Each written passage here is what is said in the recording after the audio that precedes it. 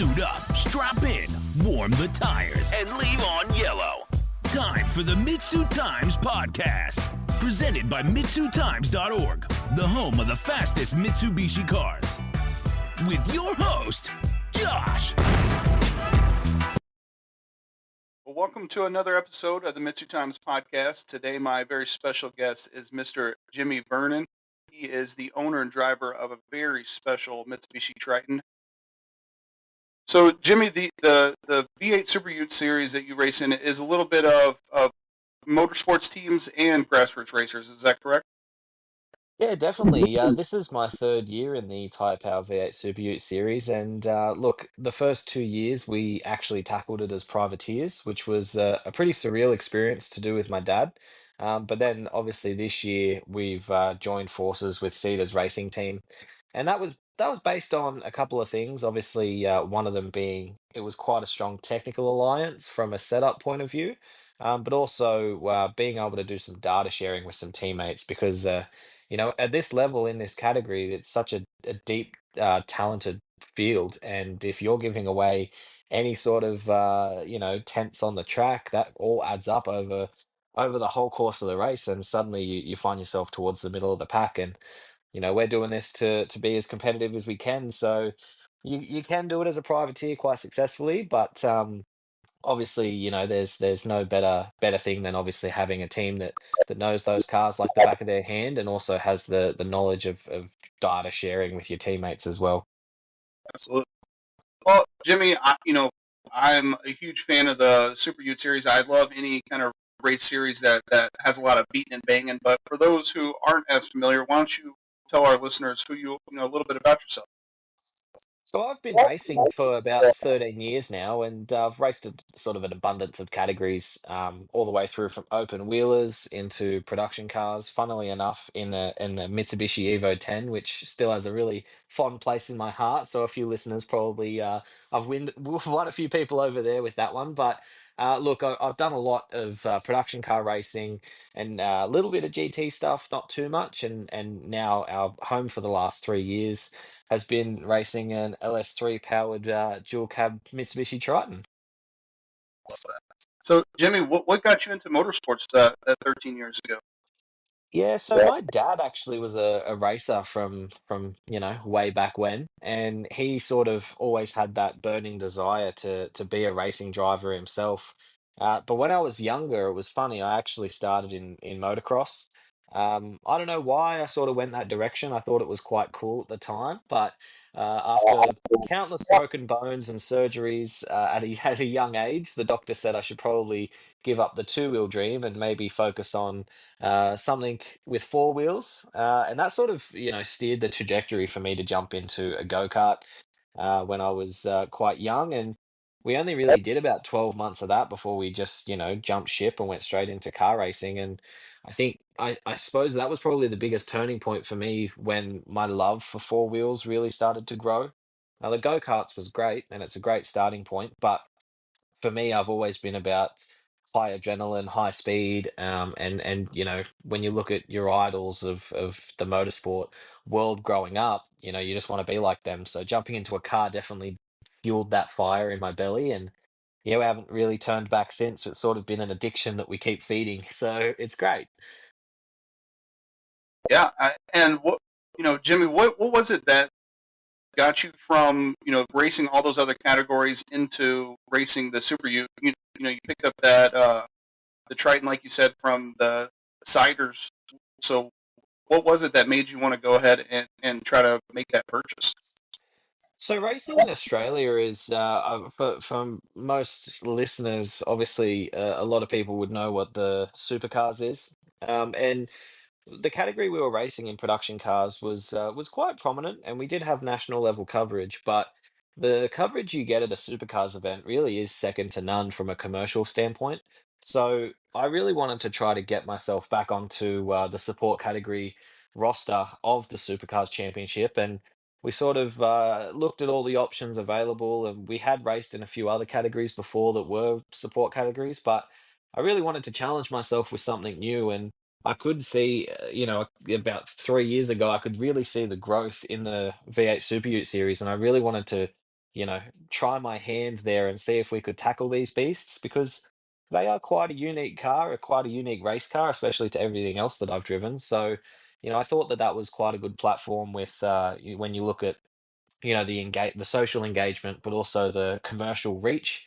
It's really second to none to most categories that you'll find in the country. So kind of why it shifted my focus towards Ute racing, but it's been an awesome journey so far. It's certainly been fun to watch. Well, Yeah, Jimmy, we go ahead. really do. As a category, we sort of try to pride ourselves on hard fought racing. There's a little joke that goes around the paddock where a little bit of push and shove is encouraged, but obviously we have our limitations. We can't go over that. But I think from a category standpoint, our cars are quite unique, but obviously especially a lot of tradespeople in Australia, they all drive dual cab utes these days. So you do actually find that there is a little bit of that brand loyalty when it comes to the spectators and the fans. And if someone drives a Triton on the road and they come and see what we've done to our Triton and put a big V8 in it, then they actually get quite excited about it. So from a category standpoint, we actually really pride ourselves on the hard fought element of the racing, which really has shifted the opinion of a lot of fans over the last couple of seasons. For sure. That's certainly one of my favorite aspects is, the Triton itself from the outside looks about the same, and then obviously on the inside it's all race car. Yeah, definitely. Well, when they build these cars, in certain aspects, it's similar to the background I've seen when it comes down to, say, the production car racing I was doing in my Evo. They are a road going chassis, and there's a hell of a lot of things they rip out of there to turn them into the race cars that they are now. But when you actually look at the fundamentals of it, it's the same road going dual cab Triton that you would have, purchased and driven yourself. So I think that element as well is actually something that's quite special. I'm not talking down the engineering because if you actually look into the engineering of these cars and all the infrastructure and the handling models that they've put into these utes to actually make them drivable as race cars, it's something it's actually quite eye-opening. But yeah, I think that when you can actually sit there and still look at the silhouette and go, "Hey, that's a Mitsubishi Triton," I think that part of it is definitely a fan element that people really enjoy as well. Well, Jimmy, how did the opportunity to pick this Triton up and race it come about? So back in 2022, I think it was, it could have been 22 or 23. I actually was racing my Evo 10 in the Australian Production Car Series. We won that national championship in our class, which was something that was obviously a goal we set at the start of the season, but we started picking up a lot of connections and a lot of partners throughout that year.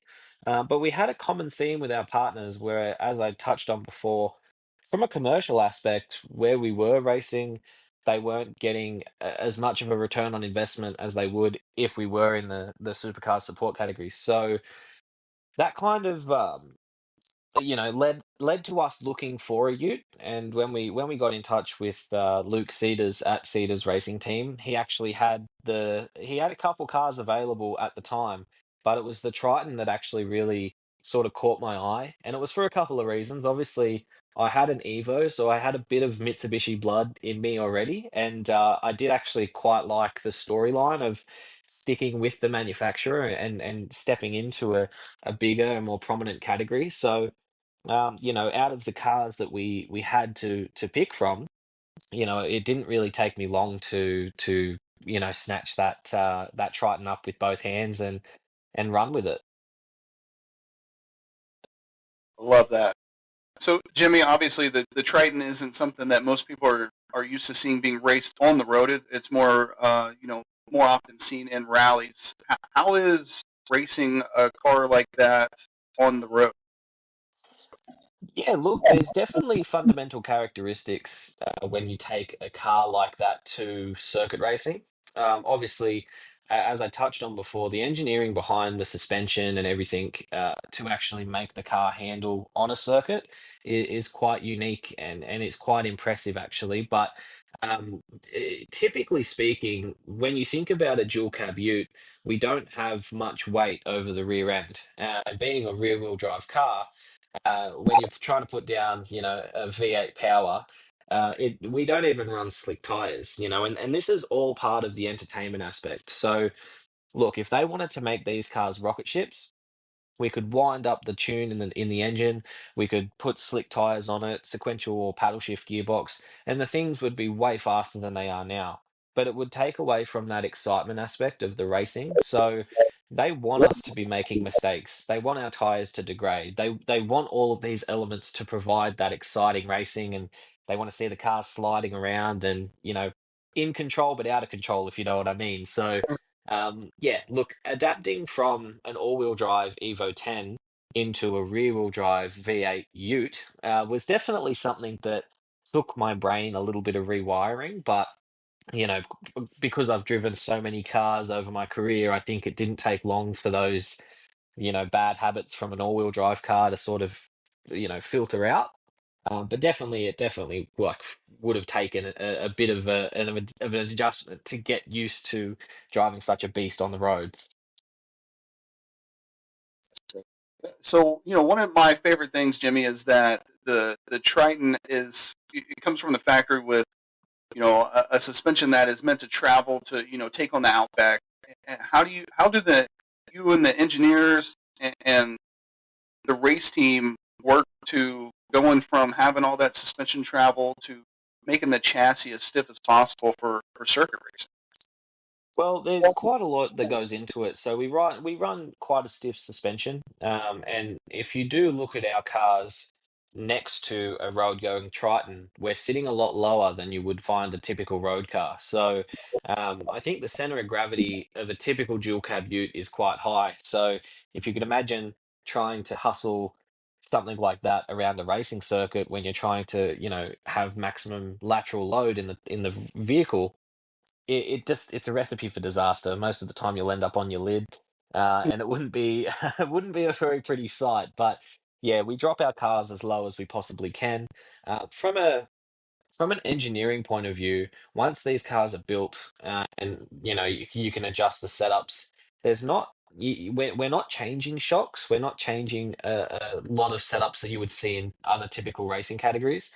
A lot of that's due to a cost measure. Obviously, the category has the forefront of budget in their minds, so they don't want us throwing different shocks and settings like that at it. It's mainly wheel alignment that we'll play with, obviously ride heights and things like that. But once those cars are built for the racetrack, one of the cost elements to keep the cost down for the category is to obviously, have quite a tight scrutiny on what we actually are allowed to adjust and change. Well, Jimmy, how does the Triton stack up against some of the other Utes in the series, like the Hilux and the Ranger and the D-Max? It's quite funny, each ute obviously runs the same powertrain. So we run the same powertrain, same tires. But where the little intricacies come in to each chassis is we run, the factory wheelbase stays, as is. The front suspension pickup points, they also stay as is.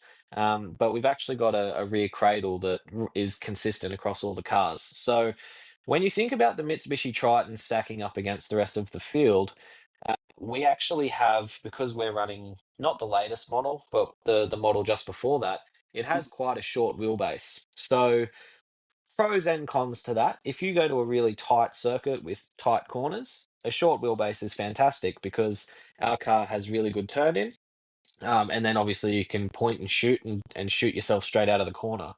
Hypothetically, though, if we were to go to like a MotoGP style circuit like Phillip Island, where we've got lots of long radius corners, the short wheelbase actually becomes quite a negative for the car, only because you could imagine just how twitchy the rear end is when you've got such a short wheelbase. So, look, there's pros and cons depending on which circuit we go to, but as a category, At the moment, we're actually going through quite a vigorous balance of performance testing at the moment. So each round, we're sort of trialing a few different things, and the idea behind that is to really bring all of those chassis a lot closer together so that each manufacturer has an equal chance of getting a win. So the category is definitely working in the right direction, and they're working really hard to get all of those cars in an equal performance window. But I think when you really break it down, for example, we can't change our wheelbase. So, when we go to a tight Mickey Mouse circuit, we're going to jump up and down and, cheer because we've got an advantage. But as I said, you go to one of those longer, faster circuits, we really have to put our best foot forward and work harder at those rounds because we are at what I would call a bit of a disadvantage. Right. Well, Jimmy, what's one thing about racing these V8 Super Utes that most fans might not realize? Look, one thing that most fans might not realize is something that I like, talking to a lot of people about is what people might not realize is we run quite a soft compound tire. So it might not be a slick tire, but it's quite a soft compound Yokohama. So when you think about a rear-wheel drive V8 Ute with not much weight in the back, it's quite easy to, generate oversteer and get a lot of slip on those rear tires. So honestly, one thing that we really need to be conscious of is even though we're only doing shorter 20 to 25-minute sprint races, tire degradation is actually quite a large factor for the whole weekend. So our typical race weekend is one practice, one qualifying, and four races. So they might only be sprint races, but by the time you get to the end of race four, you've done quite a lot of miles on those six tires that we get from qualifying. So there's a little bit of strategy that comes into when you might put your new tires on, but also as a driver, you've always got in the back of your mind, I need to be as nice as I can to these tires and make them last as long as I possibly can. Well, Jimmy, you talk a lot about the typical race weekend. There's a lot to do. So from the time you unload off the lorry, what is a typical race weekend like for you? So coming into this year, not being a privateer anymore has actually taken a fair bit of pressure off my shoulders. I don't have to do as much of the admin that I would have normally had to have done being a privateer. So working with Cedar's racing team has been fantastic. It's actually made the race weekends a lot smoother. But typically speaking, once we roll the car off the truck, my mechanic will, do a spanner check because we always turn up with the car ready to race. So it's just some basic checks to make sure that everything's in, tight and ready to go for the first practice session. I'll get together with my engineer. We'll sort of have a bit of a debrief about what our plan and expectations are for that weekend, followed up by, typically a track walk with all my teammates. And we take that time to sort of, even if it's a circuit we've already been at, it sort of gives you that 45 minutes to an hour to really like hone in on what you're there for that weekend and, what your focus points are. Maybe, there might be a new bump or a new curb at the circuit that you haven't, tackled before. So, we discuss a lot about braking markers and all those sort of things so that by the time we actually roll out for practice, we've done all our debriefs, we've done all our analysis, and it's just about getting to business. So we try to do a lot of the groundwork, leading up to those sessions because obviously you can imagine only one practice session, you really have 20 minutes to get your eye in and really figure out whether you need any slight car tweaks before you jump straight into qualifying, which sets your whole weekend up. So, yeah, you really have to make sure those setup days and those pre-session debriefs and everything are really on point because as I touched on before, if you give away anything in this category, you'll be slipping through the field faster than you know it. You really have to arrive at the racetrack with the truck already set up. Yeah, so obviously racing with a team that has, they run quite a few cars and they've got an abundance of knowledge about these utes. So it's actually quite fortunate because, they've been to most of these tracks that we've already we're coming up to race at. So they've got a pretty good stranglehold on what they need to put into the car setup wise before we even get to the track. So as I said, not being a privateer anymore, it takes a lot of that stress away from me because I know that, I've got full faith in my team, my full faith in my engineer and my mechanic that, we should be there or thereabouts by the time we hit the track for practice. And usually if we do have to make any minor tweaks, they're only very minor, and it's all about just chasing that extra little bit of perfection each time. But you know, when we, when we were privateers and we didn't have all of this access to this knowledge and, set up data and everything like that, it was a lot more stressful because you would go out for practice and the time you'd take a bit of a punt if you'd never been at that track before and hope that you'd put the right setup in the car, and you'd either come in up the front of the field in practice going, hey, we got it right, or you'd be sort of mid to the back of the pack and you'd go, whoa, what have we got to do now? We've got to completely flip this thing on its head and throw the whole kitchen sink at it to hope that we get it right for qualifying. So yeah, it's definitely possible as a privateer, but I can't stress enough how much easier it's been since going for a race team. Well, Jimmy, like you said, you've raced in a variety of different categories. Does your driving style have to change when you're behind the wheel of the Triton? Marginally, it does. So obviously, the most recent car I've driven, being an all-wheel drive Evo 10, they're just a phenomenal car. The engineering behind those cars alone is fantastic. And as a race car, even though typically they'd be used for rallying, but I was predominantly using it only for circuit racing. So being able to jump into an Evo 10 all-wheel drive was just it's the coolest feeling as a racing driver because I could throw that thing around the track and put it anywhere I wanted to, drive around the outside of people, drive up the inside of people. I had full faith in that car that I knew I could throw it anywhere I wanted to and it'd come out the other side. But when you jump into a Ute, obviously we're carrying a lot more weight. The general mass of the whole car is a lot higher, and the weight distribution is quite important. Going from my production car, which still had a brake booster and things like that, these V8 Super Utes, they don't have that. We've got a pedal box, we've got no ABS, so we do have quite a firm pedal, but it does come back to being a raw driver again. We don't have any of those driver assists. We don't have any driver aids to make it a little bit easier for us. It really does come down to you know, being able to modulate that pedal on the brake application, but also being able to, I suppose, really effectively put the power down on the exit of the corner because if you just jump from 0 to 100% throttle, you'll be sideways. So there's definitely a lot of those like little one percenters, I would call them. Obviously, you could jump in the Ute and drive it, but to drive it fast and to drive it effectively, it's those little one percenters about trailing the brake off and like being really, smooth with the throttle application and even coming down to your hand inputs on the steering wheel. If you're throwing that thing into a corner with all that weight and all that mass, it's not going to react as what you'd expect it to. So there's definitely those one percenters, those little intricacies. But I mean, now that I've done 2.5 years of it, I think it does also become a little bit second nature, like most race cars do. And now I sort of jump in the Ute and it sort of just feels like I'm at home again. So yeah, you definitely do develop those instantaneous reactions to you almost know what the car's going to do before you even approach a corner. And once you get to that sort of Zen mode, it definitely makes the drivability of the car a hell of a lot easier. So, Jimmy, I kind of, for people who don't know, there's a lot of beating and banging in the SuperUte series. So, I'm just curious, do you find the close quarter racing more intense in the Utes than you do in the other categories?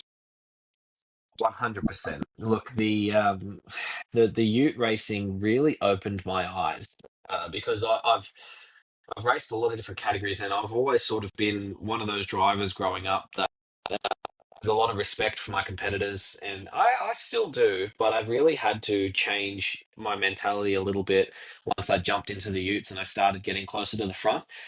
As I said, we've got a really stacked field full of really talented drivers, and when you actually end up towards the front end of the field and you've got that close quarter racing, you'll be going down the straight, you'll be folding each other's mirrors in, you'll be banging wheels, you'll be banging side skirts. It's stressful. It's stressful at the time, but honestly, most of the time you come in off the races and you've got a huge smile from ear to ear because it's super stressful, super hard, but it's so much fun.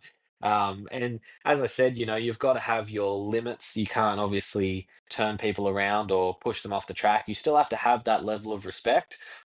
But banging doors and banging wheels is kind of what the Australian ute racing scene's always sort of been brought up on. So it's a huge win with the fans. Obviously, they love a bit of action and they love it's. I've been told that with the top of our V8 SuperUte series, it kind of goes back to what the old school British touring car days were like. Lots of over and under racing, lots of touching and things like that. And obviously, when you have to pay the repair bill, it's not always the best weekend. But when you actually watch the highlights reel, it's pretty damn cool too. So there's pros and cons in that aspect for sure. I definitely think, as from a fan point of view, that's one of what draws me to this series so much. Yeah, it's cutthroat. You've really got to have your A game on every lap you turn. If you've got one of the hard charges behind you in your mirrors, you know that one little mistake, they're going to be up. They're going to fill that gap, and that's what this racing's all about. And that's something that I actually think, from a racecraft point of view, it's definitely taught me a lot.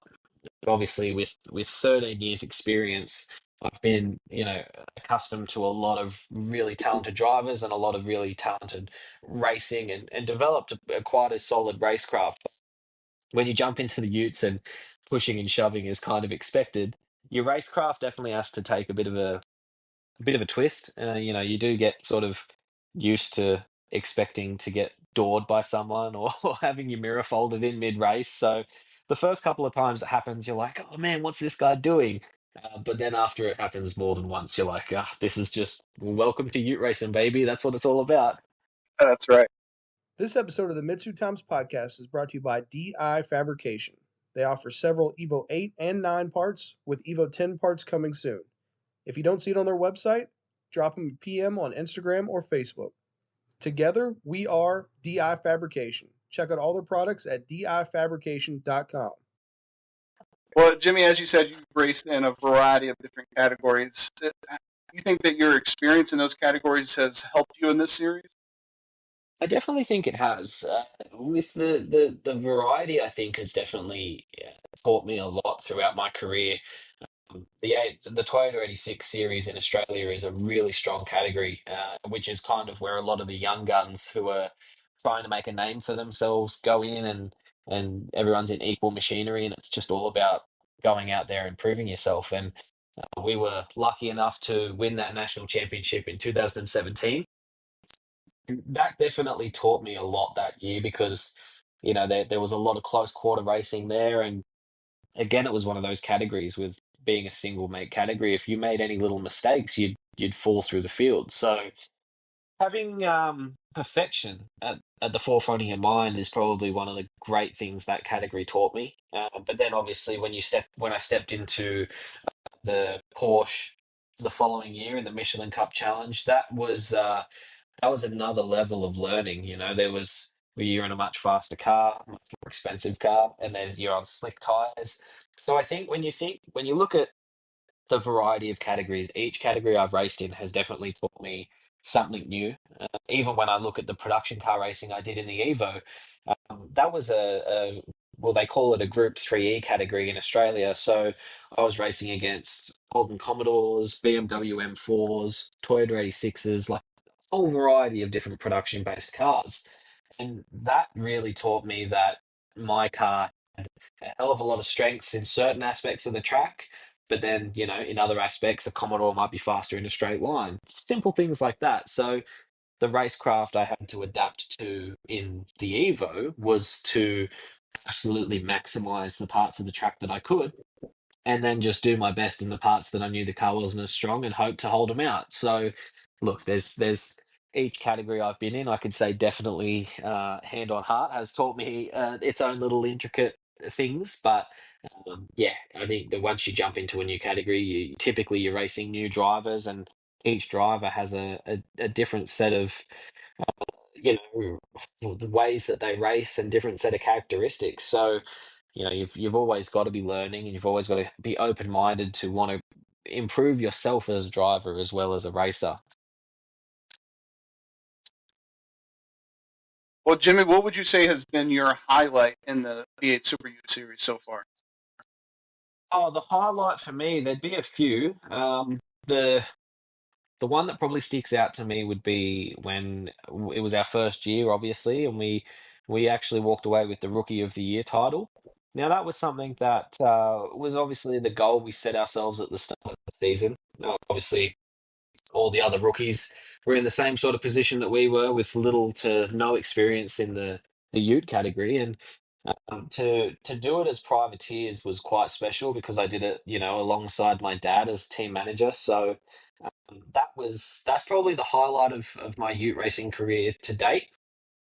Um, in a close second would be when we took our first outright podium, which was in Sandown in our first year as well. So look, there's been a huge amount of highlights with the racing that we've been exposed to as well. But the two things that would stand out to me would be obviously that Rookie of the Year title, followed up to close second with the outright podium that we had, and I think it was only our fifth or fourth or fifth round. So we didn't take long to to spray some champagne, which was nice, but. It's been a little while between drinks now, so I hope we're due for another champagne shower soon. Absolutely, and with Townsville coming up next week, and I think the Triton is more exceptional at that track than most. I'm actually quite excited to get our Triton to Townsville. It's a fantastic event in its own right. I have had some success there in other categories. So it's a track I really love. And when I look at the characteristics of the circuit, being a tight street circuit with some tight corners, I actually think that the shorter wheelbase I touched on before hopefully pays in our favour. And you never know. It'd be really nice to put that Mitsubishi back on the number one spot. Absolutely, I'm looking forward. So, Jimmy, do you see the V8 SuperUte series as a long term home or a stepping stone towards something else?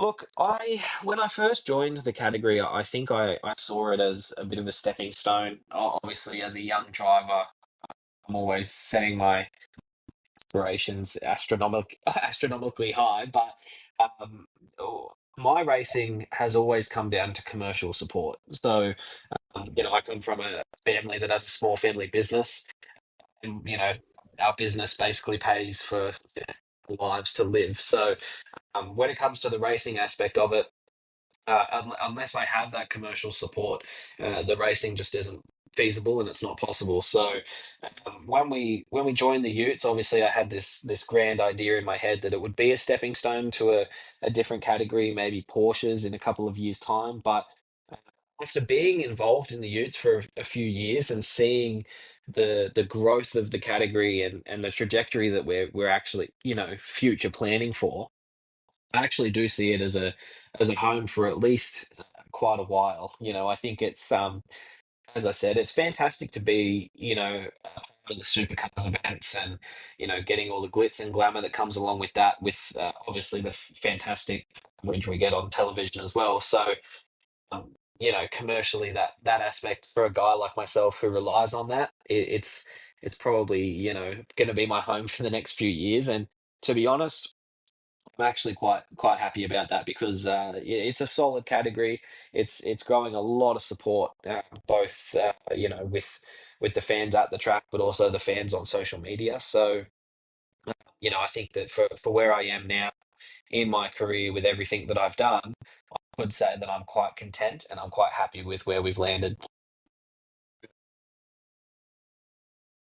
Well, Jimmy, you talked about it earlier, but there's practice qualifying and then 4 rounds of racing. So I'm just curious as to what goes into tending through the Triton between rounds? It all depends how much biff and barge you had in that race. So, it sometimes you might roll in off one of your sessions, and you've had a fairly clean session. The car might be set up well, and it might be something as simple as working out what strategy you want to run for the next race, making sure this is more from the engineer's point of view. But taking things into consideration, like what's the track temperature going to be like for the next session, for the tire pressures, are we happy with the car setup, and let's chuck some fuel in it and go again. But in saying that, if you do have a race where you've, had a bit of biff and barge, you might have ripped the front bumper off, you might have broken a couple tail lights here and there. That's when it gets a little bit more frantic, because you've got to do all those things I just spoke about, but you've also got to fix the car. So it obviously is a lot less stressful when you haven't broken anything. But if you have, everyone jumps in. And I think that's also one beautiful part about this category is we're all fierce competitors. When we were privateers, if we had an issue where it was looking unlikely for us to get to the next session, can't tell you how many people would lend a hand. It was everyone from, your fiercest competitor on the track to a guy you might have hardly ever spoken to. Everyone Hmm. jumps in and everyone gives you a helping hand to make sure that you get out for the next session, because that's what our category is built upon. We're all fierce competitors that want to beat each other, but at the end of the day, we're also like a massive family as well. So, that makes the racing quite enjoyable on that front as well. Well, Jimmy, I'm just curious, how involved are you in the technical setup of the Triton? Obviously, when I was a privateer, well, I was quite involved. We would have a lot of discussions. I ended up bringing in two mechanics to assist with our weekends because it was getting quite hectic. But since joining a team as successful as Cedars, I pretty much put a lot of my faith into them, and we do Mhm. discuss the setup. But if the team suggests to me based off my feedback that we should go in a certain direction, it's very likely that that direction will be the way we go, because I'm with them for a reason, and if I'm not putting my 100% faith in them, then I'm obviously not in the right place. So do have a I do have quite a lot of conversations, even with the tire guys, about where our tires are at for the weekend, and do soak in as much information as I can just so that I know. Yeah, as I said, I've got full faith in my crew and my engineer, and if he feels we need to go a certain way, I just say, all right, mate, let's throw everything at it and give it a crack. Well, Jimmy, you talk a lot about the commercial visibility of the V8 SuperUte series. How has the fan reception been for the events lately? Look, it's been growing, in a considerable fashion as well. When I first joined the category, it was a bit touch and go. There was a few fans that obviously being in Australia, quite a few years ago, we had the old Holden and Ford Utes, which were a massive hit with the fans. But then obviously they decided that they wanted more commercial relevance, which is why we went to the dual cabs. They stopped manufacturing the Holdens and Fords, and commercially it made sense at the time.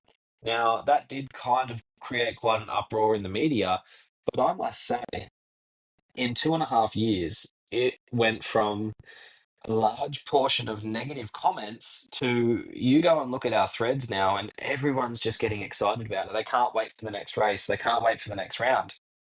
And I think when you really look at the progression of the category in that aspect, and just from a fan loyalty point of view, it's continuing to grow day on day, and that's the thing that I find really special about it, because a lot of those naysayers that were really negative about the category in the early days have actually started to really change their opinion. And when people actually give our category a chance and sit down and watch the racing that we put on and look at how cutthroat it is, I mean, it doesn't take long for them to change their opinion if they do have a negative view on it. So that is something that's been really cool to watch evolve.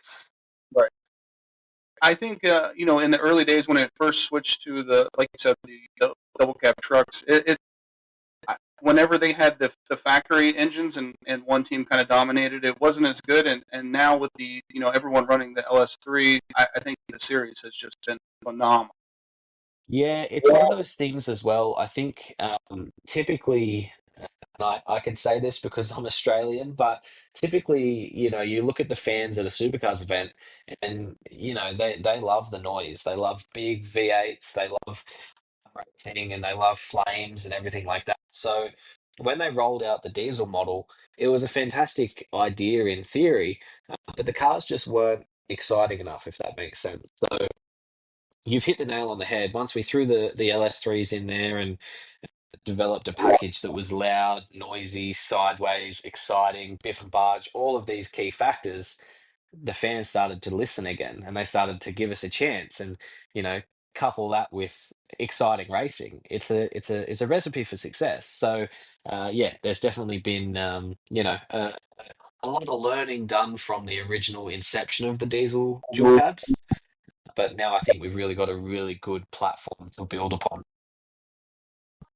So, Jimmy, in your opinion, how what could the V8 SuperUte series do now to grow even more? Well, look, I mean, I'd love more rounds. We do get 6 rounds a year, which is a decent amount of racing for our level in the country.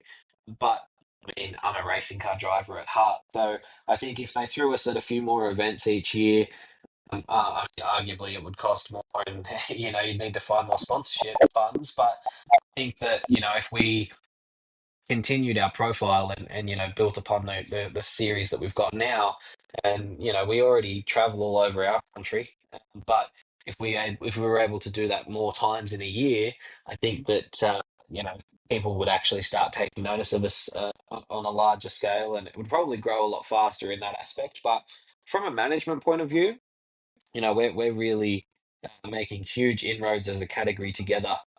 We've just introduced a new shareholder platform, which everyone that owns a V8 Ute but had to buy a share in the business itself. So we actually all get an opinion now based off that. So we have regular shareholder meetings to discuss, where the category's at, ways we can improve the category. And I think, putting all of those heads together is actually going to really help grow this category, going into the future as well. So, Jimmy, what advice would you give a young racer whose maybe dream is to race in the V8 SuperUte series today? The best advice I would have is to, just keep at it. Um, it's a category that's really really great. Um, it's one of those things you just really have to really put your head together and get that commercial funding and get that commercial support. But it's one of those things that any category, any racing category is quite difficult commercially and financially. But if you really put your head together and contact a team, we've got quite a few race teams in the country now that all race in the V8 Super Ute series. So contact one of those teams, see if you could do a test day. Put together a bit of a budget and work out what the team's expecting from you to bring to the table. And from there, if you can work out the commercial side and the finances, and you can do a good enough job on the track, I'm sure the team will take you with open arms. So, yeah, my biggest point of advice would just be to keep at it and just put your best foot forward when it comes to your preparations at the track. So, Jimmy, in your personal view, what is your favorite aspect of this category? Favorite aspect has to be the racing. It's something we touched on earlier. The racing is so exciting. As I said, I'm smiling about it, thinking about it. So, that aspect of if you're a real raw racing car driver that likes to sink your teeth into it, grip that steering wheel really tight, and throw everything at it.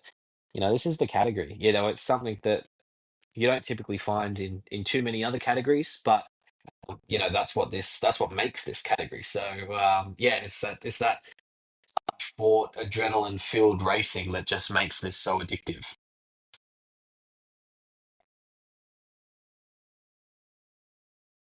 Jimmy, if you had to summarize this category in just one word, What would it be? Awesome. Okay. Well, after the last 3 years, what has been your favorite track to race this Triton on? I'm going to sound pretty biased here, but I'm a sucker for Mount Panorama at Bathurst. That track. I've raced a lot of different cars there before, but honestly, wheeling a big, heavy V8 powered Ute across the top of the mountain, it's pretty lively. I don't think there's a lap where you don't have the hairs standing up on the back of your neck, but that aspect of trying to get that thing as close to the walls without going over the limit is something that I don't think there's much that'll lift your adrenaline more than that. So I definitely have to pick Mount Panorama for sure. Love Jimmy, what's your dream race car outside of the V8 SuperUte series? When I was growing up, a lot of interest into GT cars. Um, did obviously get to sink my teeth into the Porsche Cup for one season, which I suppose made the fuel in my in my belly and that desire all more strong. But look, I don't want to sound my dream car is probably a little bit left of field as most people, but I actually have so many fond memories of racing my Evo 10 that Mm-hmm. if I could have purchased a car to keep forever, it would be that car. And obviously, winning a national title is something that's special to any driver. But I did so many race miles in that car. I did the Bathurst 6 hour. I did all these different production car endurance events, and that racing was predominantly father and son stuff with my dad as team manager and engineer, me as the driver. So the memories I have from that car so strong, but I also have such vivid memories of how great that car was to drive.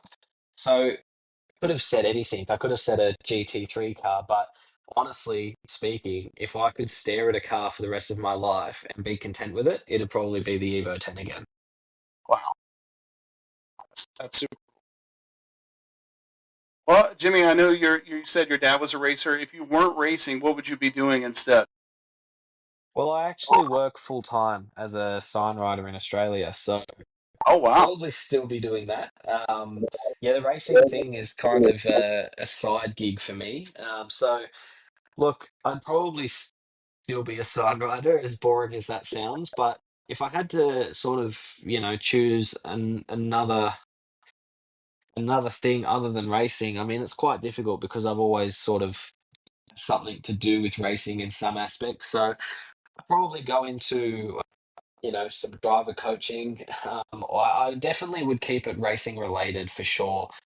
Obviously, I'm lucky in the signage business. We wrap obviously quite a strong relationship with the racing community here in Australia. So we get to wrap a lot of race cars, and that auto vehicle customization side of things is something that sort of fell in love with when I was younger with the Fast and Furious saga and everything. So being able to actually customize automobiles and make them go from looking quite boring to quite unique and special, that is something that I actually do really enjoy about my industry as well.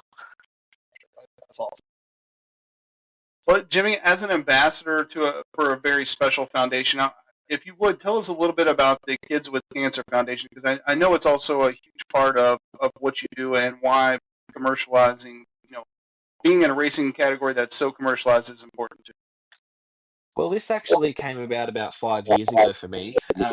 As I had been racing for quite a few years by that point in time, developed a bit of a social media following, and people were always interested in what I was doing in motorsport. And at that point in time, also it was kind of just after the era when I was racing Porsches, where the budgets were quite. And when I actually had this epiphany one day where I sat there and I thought, wow, I'm raising so much money Mm-hmm. for me to essentially go and have fun.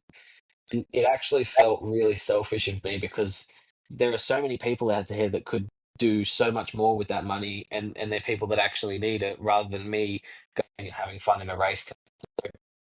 that sort of was a turning point for me where I was like, well, if I have somewhat of a social following and I'm also raising, quite a lot of funds for me to go and do this, I'd love to be able to do a twist on that and do something good with my position. So I looked at quite a few charities, but I really got caught up on the Kids with Cancer Foundation because here in Australia, they actually, sat me down.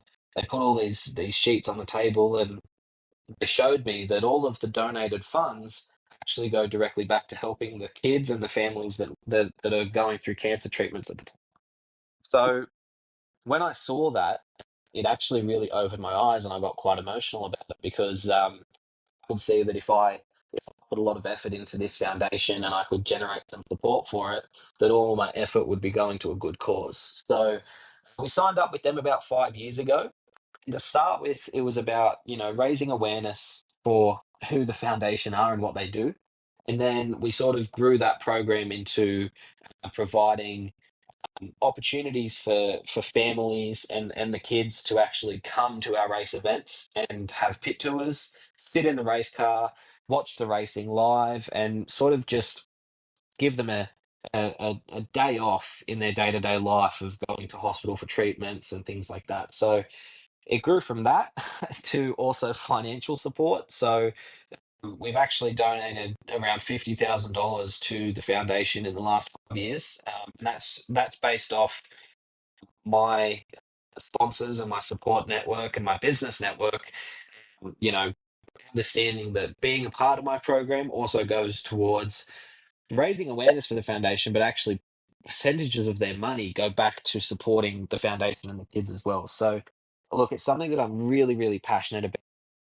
Actually, my favorite aspect of it is actually getting the kids and the families to the racetrack because that day of respite for them is something that they don't experience that often, with what they're going through. So being able to see the smiles that you can put on the little faces of kids that are so sick is something that I actually hold quite close to my heart because yeah, it's something that I find really special, and I always say to the foundation I'm honored that they allow me to do this. But yeah, it's such a fantastic group of people to work with.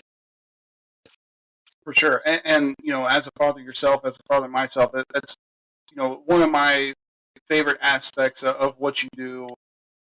On track and off track. It's very special.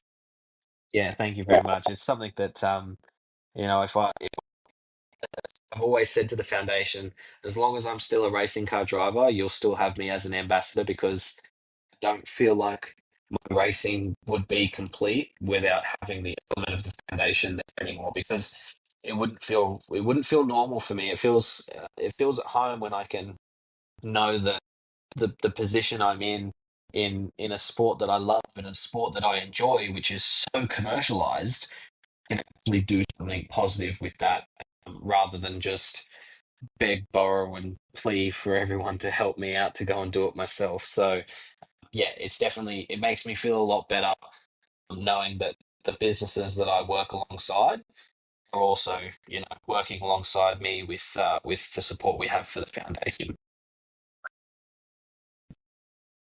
Well, Jimmy, where can people find and follow you on social media so they can see some more of this Triton and see some more of what you do on and off track? Yeah, definitely. I'm quite active on Facebook, which you can find at Jimmy Vernon Racing. Instagram, I'm Jimmy Vernon with a zero for the O. So, look, on race weekends, I post a bit about what's happening on the weekend, a bit of behind the scenes stuff, which not many people would see unless they actually follow me. So, yeah, if you're interested in seeing more about the Mitsubishi Triton V8 SuperUte, then jump on board, give me a follow, and if you've got any questions, I'm always active on there. So if you flick me a message, I'll answer it as quickly as I can for you as well.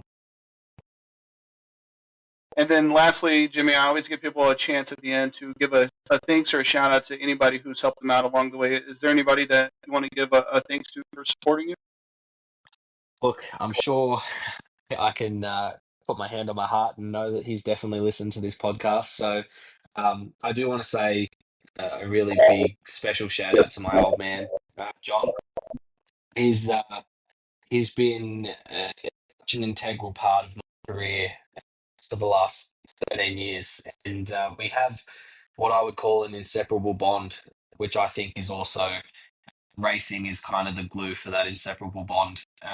And we've experienced the highest of highs, we've experienced the lowest of lows. But I know that no matter what happens out there, no matter what happens commercially, I'm always going to have him by my side. I'm always going to have him with his arm around my shoulder, and that father son bonding that we get to do through something we both love. It's bittersweet. That's something that with my kids growing up as well. I hope that they find something that they're passionate in that I can, be alongside them with. But, to sit there and know that I've had such a strong bond with my dad, who I see as my best friend for so long is something that's quite special. So, even though we've joined a race team this year, he's still the team manager for my car itself. So he's still on the headset. He still oversees everything that happens with my program. And yeah, I think that if I could give anyone a shout out, I'd be silly not to give him one. Well, Jimmy, I can't thank you enough for coming on here and sharing your story. Especially, I think if I'm reading this right, today is your birthday. Yes, you are right, and thank you for that. Another day older. The birthdays don't seem as exciting as they were when I was younger, but no, thank you for that nonetheless. Absolutely. Well, obviously, thank you so much for coming on here. Happy birthday, and I can't wait to see the Triton in action this weekend at Townsville. Best of luck. Thank you very much, man. I appreciate the support. I will see you guys. Thank you for listening to the MitsuTimes podcast. Check out our Instagram and Facebook for daily updates. Get added to our list by going to MitsuTimes.org and clicking Submit a Slip. Thank you to all of our sponsors.